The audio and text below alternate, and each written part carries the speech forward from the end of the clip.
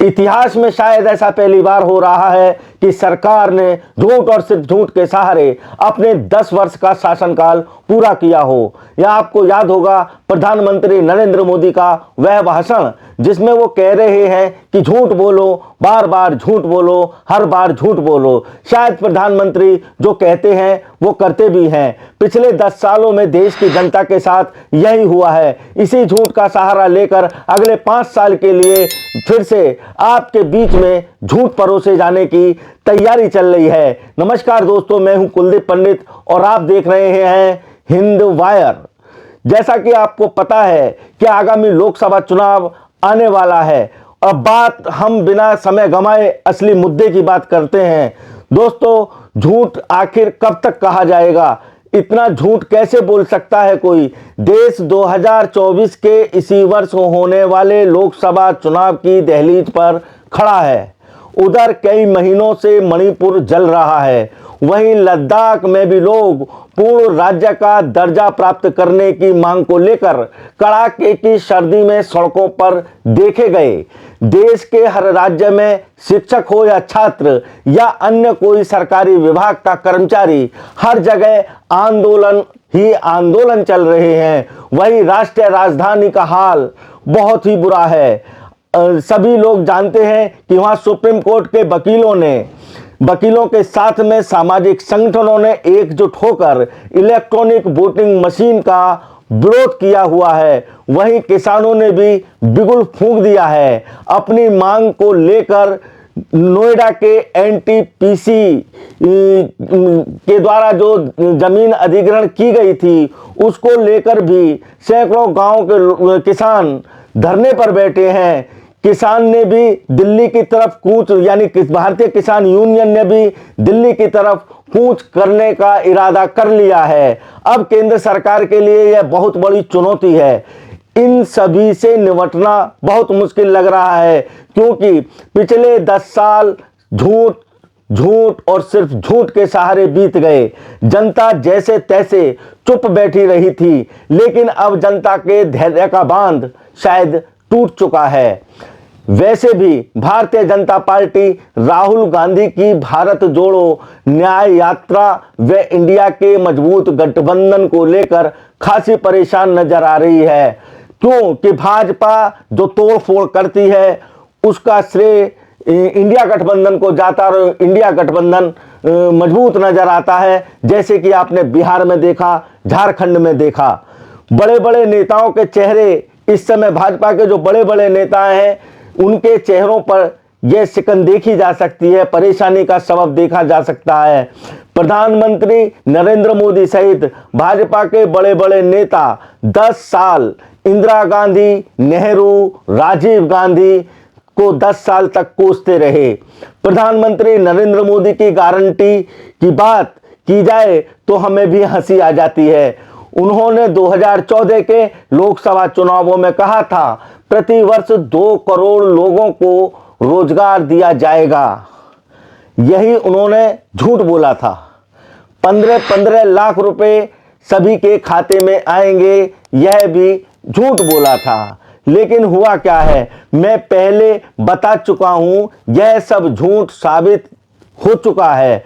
प्रधानमंत्री के अनुसार उन्हें लोकतंत्र में पूर्ण विश्वास है, लेकिन चंडीगढ़ में मेयर चुनाव में क्या हुआ है यह आप सब जानते हैं। वहां एक अधिकारी द्वारा जिस तरह से कृत्य किया गया है वह लोकतंत्र की हत्या है। इसे ऐसा मेरा कहना नहीं है या मेरे चैनल हिंद वायर का कहना नहीं है, यह कहना है सुप्रीम कोर्ट के मुख्य न्यायाधीश का।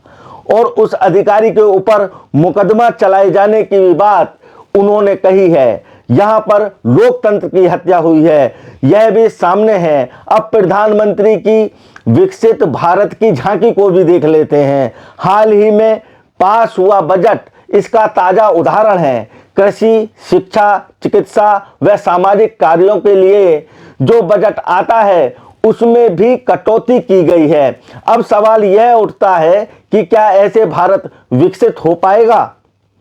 74.1% यानी कि लगभग 100 करोड़ से अधिक लोग, 74.1% यानी कि देश की आबादी का लगभग 100 करोड़ लोगों से अधिक एक वक्त का भोजन भी उन लोगों को ठीक से नसीब नहीं हो रहा है। 100 करोड़ से अधिक लोगों को एक समय का भोजन भी ठीक से नसीब नहीं हो रहा है, फिर भी भारत विकसित हो रहा है। भारत को 5वीं बड़ी इकोनॉमी बताया गया है। सभी जमा खर्च के बावजूद बीजेपी शासन काल में क्रय शक्ति के आधार पर प्रति व्यक्ति जीडीपी 4.3% रह गई है, जबकि डॉक्टर मनमोहन सिंह के शासनकाल में यह 6.2% थी। 15.4% करोड़ लोग मनरेगा में रजिस्टर्ड हुए हैं। जो योजना चली हुई है मनरेगा की, उसमें 15.4% करोड़ लोगों ने अपना रजिस्ट्रेशन कराया है, क्योंकि शहर व गांव की हालत रोजगार को लेकर बहुत खस्ता हो चली है। भाजपा का कहना है कि 25 करोड़ लोगों को गरीबी से उबारा गया है। अगर सरकार की माने तो गरीबों की संख्या घट गई है। जिस तरीके से सरकार का कहना है कि हमने 25, 26, 27 करोड़ लोगों को गरीबी से उबारा है या हाथ पकड़ के ऊपर उठाने का काम किया है, वहीं माना जाए तो गरीबी की जो संख्या थी, गरीबों की जो संख्या थी, वो घट जानी चाहिए थी। लेकिन उपभोग गिरा है, उपभोग गिरकर 4.4% पर आ गया है।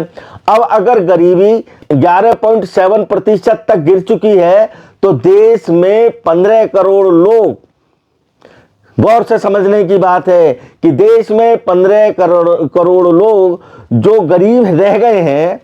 यही आंकड़ा सरकारी है, मैं नहीं बोल रहा या हमारा चैनल नहीं बोल रहा है, ये जो सरकारी आंकड़ा दिया गया है उसी पर हम बात कर रहे हैं। तो फिर यहां पर यह सवाल उठता है कि 80 करोड़ लोगों को फिर मुफ्त में राशन क्यों दिया जा रहा है? क्यों, जब 15 करोड़ गरीब रह गए हैं तो 80 करोड़ों को राशन क्यों दिया जा रहा है? अब बात करते हैं नीति आयोग के दावों की। नीति आयोग के दावों का किसी थर्ड पार्टी ने कोई भी समर्थन नहीं किया है। आखिर वर्ल्ड बैंक, IMF किसने भी यह बात नहीं मानी है, लेकिन सरकार की तरफ से कोई भी इसमें जवाब देने को तैयार नहीं है। नीति आयोग में गरीबी नापने के लिए स्थापित मानक हैं, बावजूद इसके ऐसे मानकों को चुना गया है जो सरकार की फ्लैगशिप योजना पर आधारित हैं। अगर 25 करोड़ लोग गरीबी से बाहर आ भी गए हैं तो यह लोग दिनचर्या की वस्तु जैसे तेल, चावल, साबुन, बिस्कुट, मंजन आदि चीजें क्यों नहीं खरीद रहे हैं? अगर हम सही में बात करें, क्योंकि ज्यादातर लोग गरीबी में ही जी रहे हैं, कुछ भुखमरी के इंडेक्स में और गिरे हैं। उदाहरण यही आता है कि देश के लगभग 50,000 लोगों ने, अगर नीति आयोग की माने तो देश के लगभग 50,000 लोगों ने अपने बच्चों को सेंट्रल यूनिवर्सिटी यानी विश्वविद्यालय से वापस क्यों बुला लिया, अगर सरकार की माने तो। अब बात करते हैं कृषि बजट की। 125 लाख करोड़ की यह किसान के साथ बहुत बड़ा छल हुआ है। कृषि बजट जो था वो 125 लाख करोड़ का था। किसान के साथ बहुत बड़ा छल हुआ है, विश्वासघात हुआ है। इतना शायद किसी के भी साथ नहीं हुआ होगा। कृषि बजट 5 साल में लगातार गिरा है। अगर हम बात करें 2020 की, तो 2020 में कृषि का बजट जीडीपी का 5.44% था, जो घटकर मात्र 3% पर आकर रुक गया है। किसान की आय दोगुनी होना तो दूर, अब अगर किसान की आय लगाई जाए प्रतिदिन की, तो किसान हमारे देश का सिर्फ 27 रुपए प्रतिदिन ही कमा रहा है। 27 रुपए प्रतिदिन एक किसान कमा रहा है। भाजपा सरकार ने पिछले 5 वर्षों में 1 लाख करोड़ से ज्यादा कृषि पर खर्च ही नहीं किया। और राजस्व वापस भी कर लिया है। यानी जो 125 लाख करोड़ का बजट कृषि के लिए आया था वो खर्च पूरा नहीं हुआ है और बहुत थोड़ा सा खर्च किया गया है और उसके बाद में वो वापस भी कर लिया गया है। अब भाजपा सरकार कहती है कि महंगाई नियंत्रण में है। अगर महंगाई नियंत्रण में है तो लोगों की दिनचर्या की जो चीज है वो खरीदी जानी चाहिए थी। महंगाई अगर कंट्रोल में है तो 70-71 रुपए में पेट्रोल बेचा जा सकता है, फिर वो 100 के पार कैसे चला गया? गैस सिलेंडर जो 400 450 का दिया जा सकता है वो 1000 का क्यों मिल रहा है या उससे ऊपर का मिल रहा है? 90 रुपए प्रति लीटर बिकने वाला तेल वो 200 को पार कैसे कर गया? चीनी 50 रुपए प्रति किलो के आसपास कैसे पहुंच गई? अगर बात करें दलहन की तो अरहर की दाल जो 75 रुपए के करीब होनी चाहिए थी आज उसकी कीमत 150 रुपए प्रति किलो है। यानी सरकार की झूठ मैं बता रहा हूं आपको कि झूठ पर झूठ, झूठ पर झूठ। समझ में नहीं आ रहा है कि महंगाई नियंत्रण में है। सरकार कहती रही है कि हम भ्रष्टाचारियों के विरुद्ध कार्रवाई कर रहे हैं।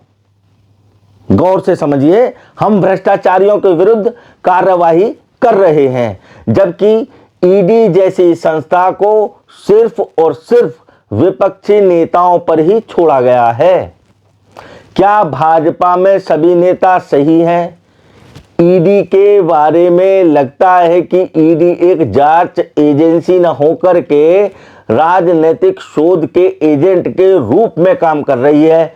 जनता यह सब देख रही है।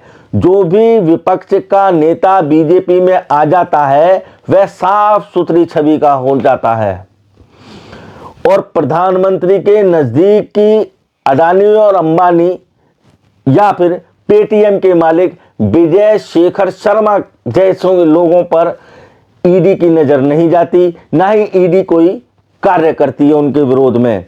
अब बात करते हैं नारी शक्ति के समर्थन की गूंज की। ये सरकार की योजना है, सब मेरी नहीं है।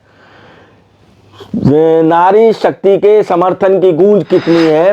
बीजेपी ने लगाई है कि अब सोचने और समझने का विषय यह है कि जंतर मंतर पर बैठी रही हमारी पहलवान बेटियां क्या नारी नहीं थी?